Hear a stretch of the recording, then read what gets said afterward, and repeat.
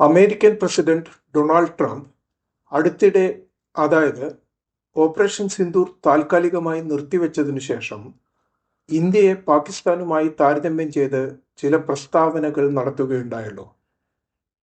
പാകിസ്ഥാന് കൂടുതൽ അനുകൂലമായ സ്വരത്തിലാണ് അദ്ദേഹം സംസാരിച്ചത്.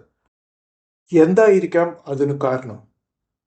പാകിസ്ഥാൻ പൊതുവെ ദുർബലമായ രാജ്യമായതുകൊണ്ട് മറ്റു രാജ്യങ്ങൾക്ക് അവരെ വരുതിയിൽ നിർത്താനും തങ്ങളുടെ ആവശ്യാനുസരണം ഉപയോഗിക്കാനും വളരെ എളുപ്പമാണ്. ഇപ്പോൾ ശത്രുപക്ഷത്തു നിൽക്കുന്ന ചൈന, ടർക്കി, പാകിസ്ഥാൻ തുടങ്ങിയ രാജ്യങ്ങളെ കൂടാതെ ഇനി അങ്ങോട്ട് ഇന്ത്യക്ക് കൂടുതൽ എതിരാളികളെ നേരിട്ടും അല്ലാതെയും കൈകാര്യം ചെയ്യേണ്ടതായി വന്നേക്കാം.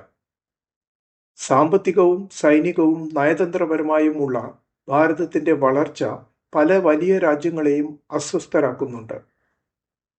കൂടുതൽ വെസ്റ്റേൺ രാജ്യങ്ങളുടെ ലീഡേഴ്സിൽ നിന്നും മാധ്യമങ്ങളിൽ നിന്നും മറ്റും ഒളിഞ്ഞും തെളിഞ്ഞുമുള്ള വിമർശനങ്ങളും ആക്രമണങ്ങളും ഉണ്ടാവാം.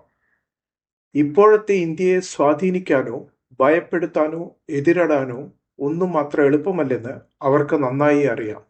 ഇന്ത്യ ഫസ്റ്റ് അടക്കമുള്ള അന്താരാഷ്ട്ര നയങ്ങൾ, അതിവേഗം വളർന്നുകൊണ്ടിരിക്കുന്ന സൈനിക ബലം, സാമ്പത്തിക പുരോഗതി, അടിസ്ഥാന സൗകര്യങ്ങൾ, വ്യാപാര സാധ്യതകൾ തുടങ്ങിയവ മറ്റ് വികസിത രാജ്യങ്ങൾക്ക് തലവേദനയായിക്കൊണ്ടിരിക്കുകയാണ്.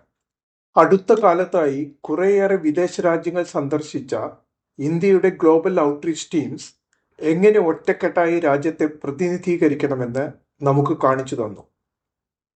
രാഷ്ട്രീയ നേതാക്കളും ജനങ്ങളുമൊക്കെ ഒത്തൊരുമിച്ച് പ്രവർത്തിക്കുന്നത് ഭാരതത്തിന്റെ വികസനത്തിനും പുരോഗതിക്കും അത്യന്താപേക്ഷിതമാണ്.